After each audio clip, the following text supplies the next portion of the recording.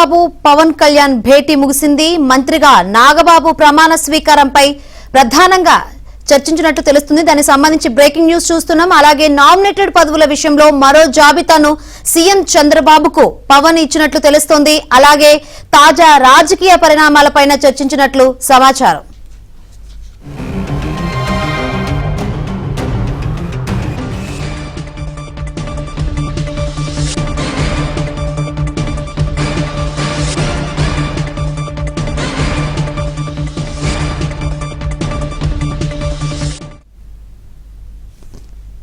ఇదే అంశానికి సంబంధించి మరిన్ని వివరాలు అందించేందుకు మా ప్రతినిధి సత్య సిద్ధంగా ఉన్నారు. సత్య, చంద్రబాబు పవన్ భేటీ ముగిసినట్లు తెలుస్తుంది. మెయిన్ గా ఏ అంశాలు చర్చకొచ్చాయి?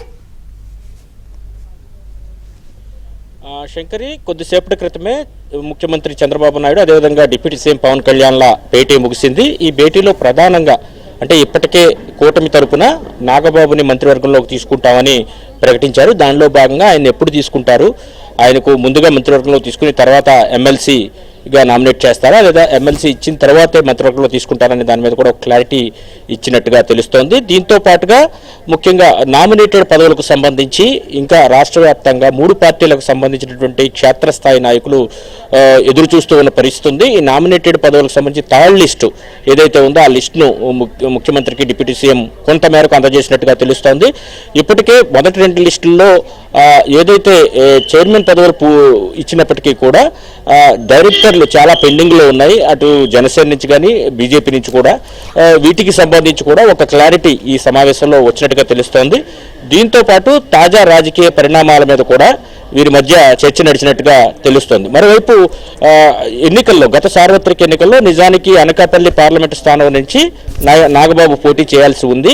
అయితే అప్పట్లో కూటమి ధర్మం పాటించి ఆ స్థానాన్ని బీజేపీకి జనసేన నుంచి కేటాయించడం జరిగింది.